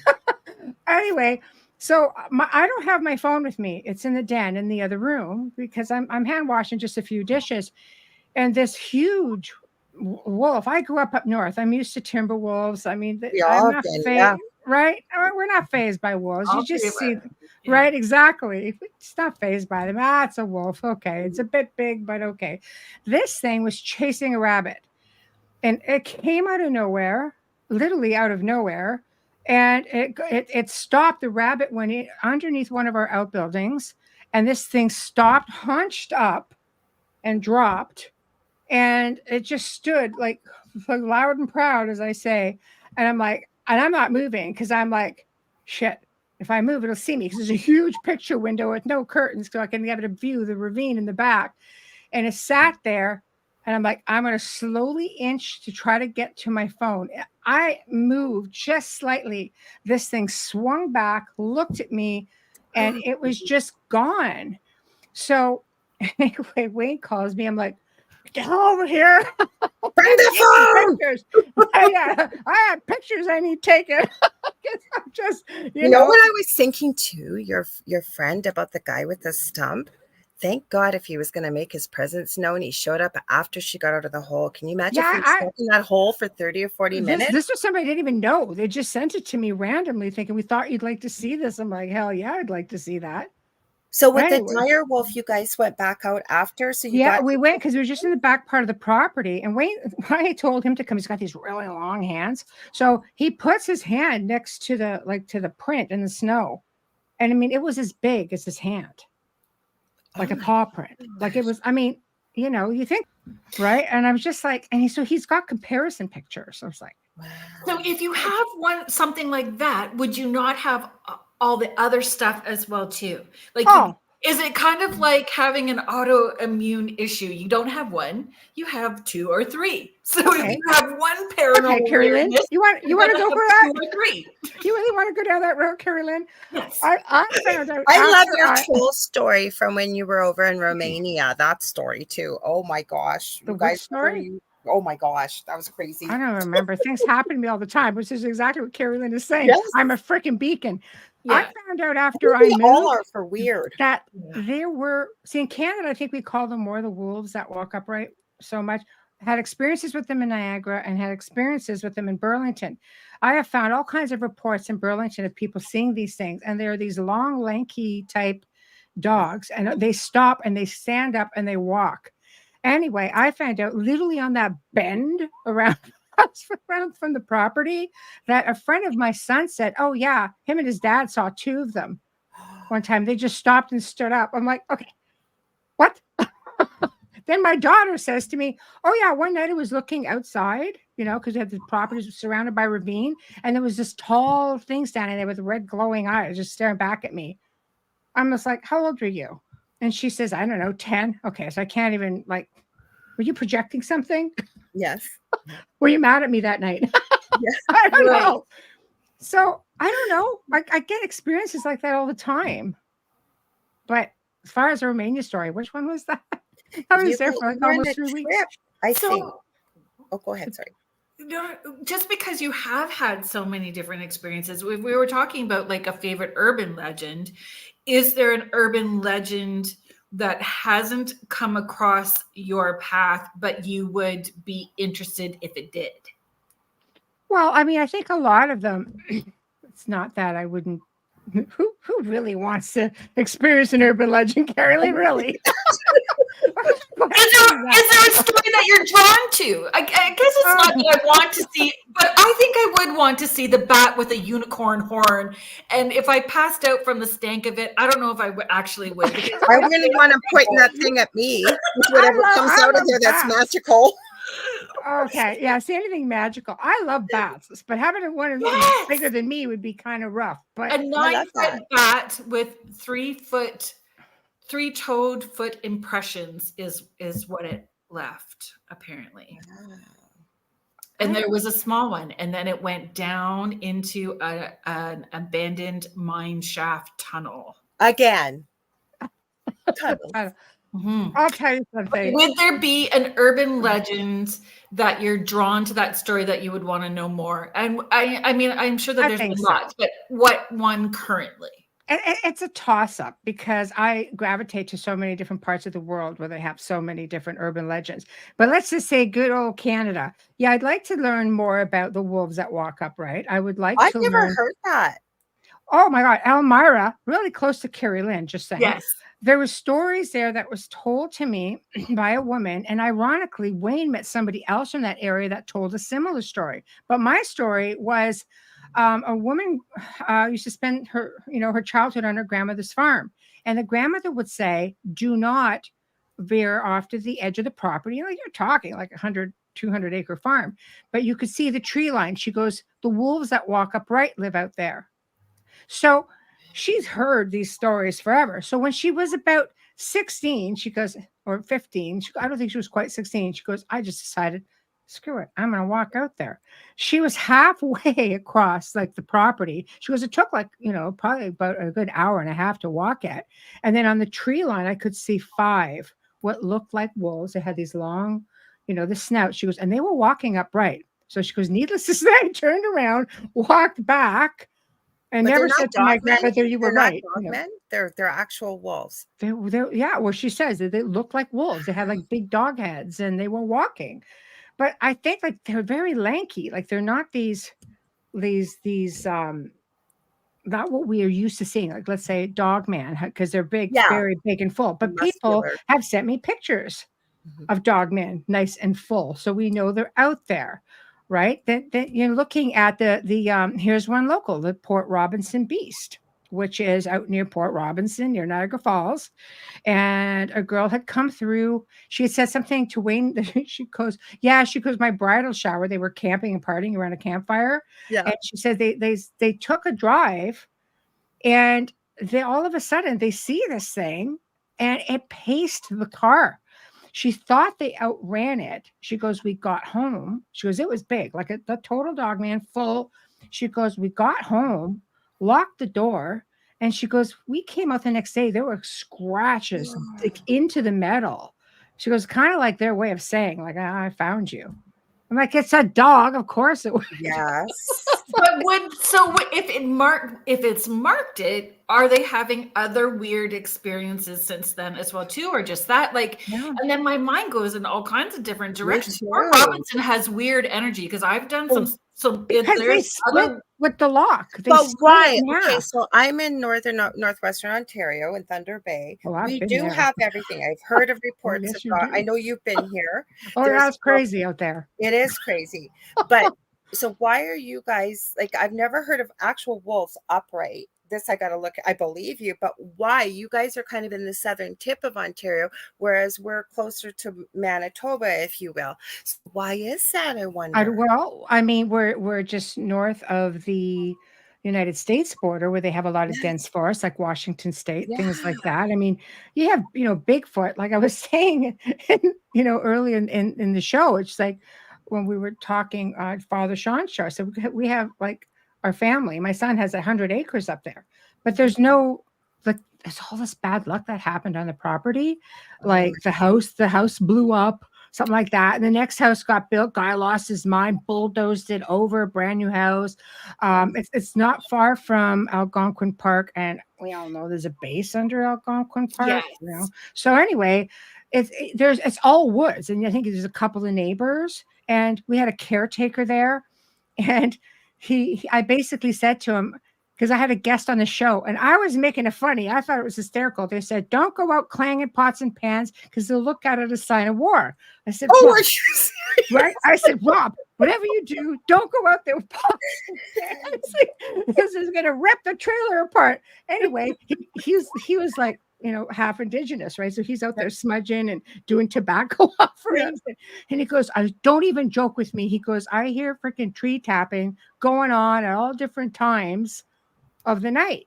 And 5 a.m, I know someone's not out chopping wood in the dark. I'm trying not to laugh, but I'm like, oh, it can't be.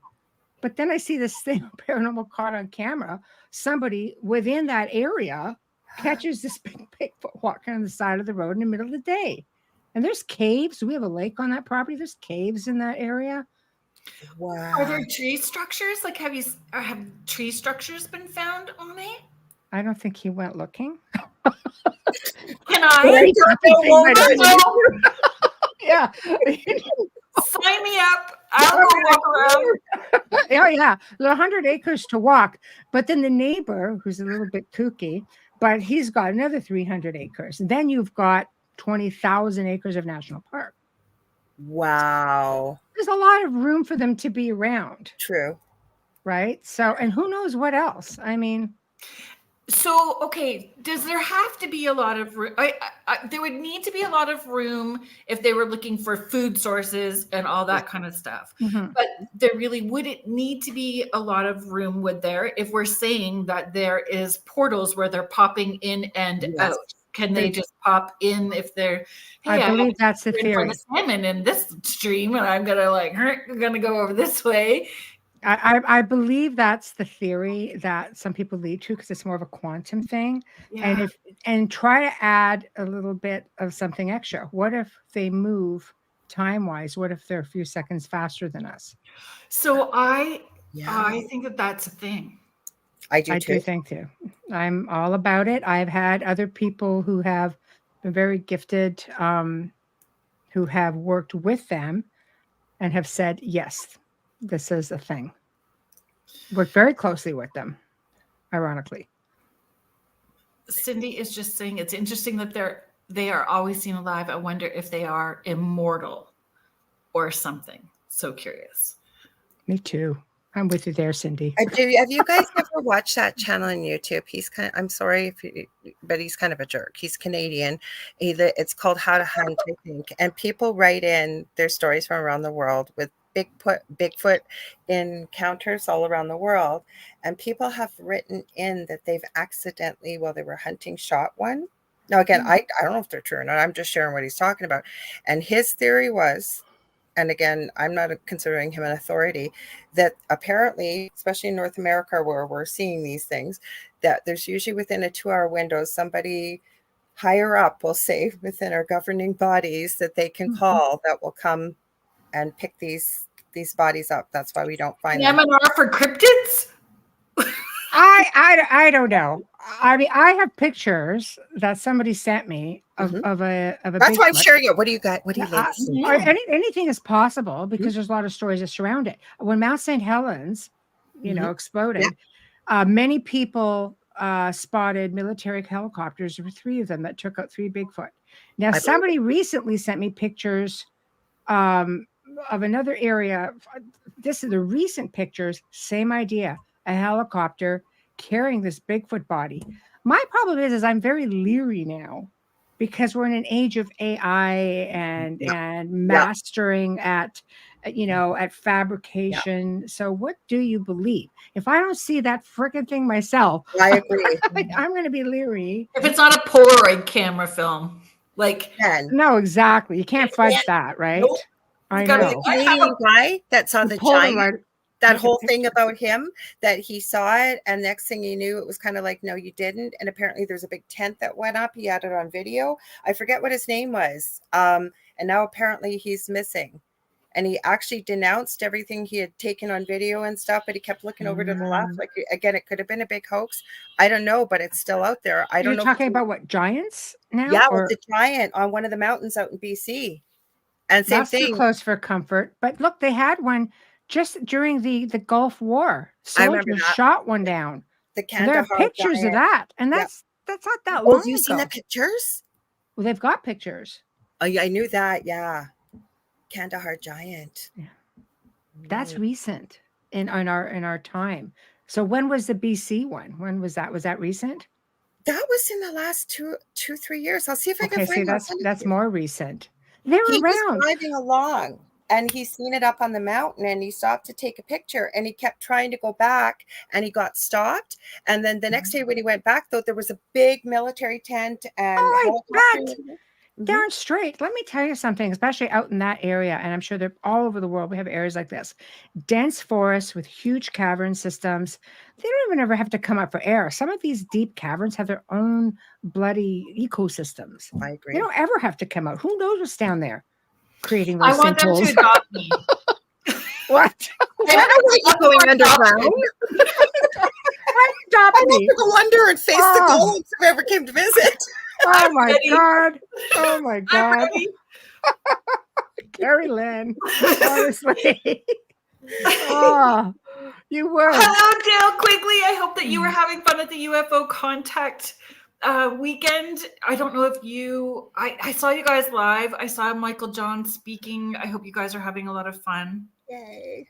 Please check out the Paranormal Voice. They are part of the UFO Contact in Houghton Lake this weekend. Oh, very fun. Cool. Yeah, Kathy Hanley Little said a lot of how locals near Mount St. Helens saw helicopters with dead Bigfoots. Okay, see? So maybe they were. I can see it. I mean, the mountain exploded. But I'll tell you something. Whistleblowers have come forward and stated, like military base workers, that they have seen Bigfoot in the very deepest parts of some of these military bases working.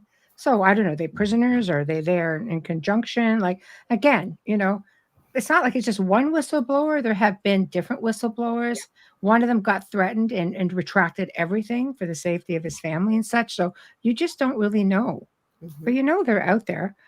I've gotten countless stories of people who've had Bigfoot encounters, especially up near northern Ontario, crossing, into Kenora. I think about it when I would drive by. Garden River Reserve. There, see? Out your way. Yes. Outside of Sault Ste. Marie, there was reports there. And between Sault Ste. Marie and Wawa, it was actually a police officer in that. There's lots of stuff going up that hill. I got stuck on that hill. Mile Hill? 2 o'clock in the morning in a 300 ZX. Two big moose. I'm like this, right? And this moose is all mesmerized with the headlights of the car. Big bull moose and a female. I'm going to die tonight. I'm smacking my girlfriend saying, "Wake the hell up. There's a moose on the road." It was bigger than the car. Yeah. I didn't want to think about what else was on that hill because I sat there for 20 minutes with no lights till this thing decided it wasn't in love with the car anymore and wandered off. Then we just booked it. Frightening. So it's frightening because you're in the dark. I don't know what else is in the. Well, I do know what else is in those woods now. Yes, we do. That's the problem. I know. Now I know for sure. But you know what? It doesn't make. I think that I'm less scared of. I'm more scared of people.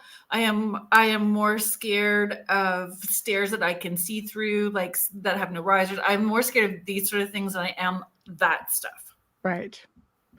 There's a lot of scary stuff out there. But people are scarier. True. That's all I'm going to say right there. Yes, James. So my friend Guard James lives in Washington, and he's got Bigfoots right in his backyard. See, right there. Beautiful. James, you're going to have to come on and share your stories. Yes. Oh my God, yes. Share your Bigfoot. This is way too fast, ladies. Way too fast. We could talk this all night long. I know. Mish is just sharing, and then I know that we need to go. So Jeffrey can start Church of Mavis. So Mish is sharing. My neighbor here has seen yowies. I've lived here 20 years and haven't seen anything, but feel the EBGBs every now and again when I was Australia. Mm-hmm. Yes. Yeah. So thank you so much, Michelle, for popping on. I'm so glad you joined us. Oh, me too, because I couldn't type anymore. I'm babysitting my son's parrots. They're eclectuses, and they can't shut up. So if I try to talk to the phone, it's screaming its face off in the background. And my phone is well, you saw some of the stuff that was coming up. That's funny. Anyway, ladies, bye-bye. Thank everybody. you. Good Thank night. you for being here. Pleasure. It was so much fun. Next week on the show, I have a former Department of Defense employee, lifelong contactee of interdimensional extraterrestrial beings, Nancy Timms, coming on the show. So, I had her on. She's interesting. Yeah. Yeah, did you have her on your show too? So time for disclosure. So she's going to be on next week. She's lovely. Oh, I'm looking forward to it. And it's about a positive contact, right? So having that sort of perspective is super important as well too. So thank you so much, Lorilei, for hanging out with us. Thank you for having me. And what a treat that Michelle could join us too. I know, super fun. Super fun. Thank you everybody that was in the chat, that was hanging out with us tonight. Thanks for being a part of the conversation and adding to the energy of the show. I appreciate and I'm grateful for all of you. Yes. So if you are hanging out still, Jeffrey Pritchett is up next with the Church of Mavis. And thank you so much to the UFO Paranormal Radio Network and the United Public Radio Network, 105.3 and 107.7 FM out of New Orleans. Good night, everybody. Night, everybody. Have a great weekend.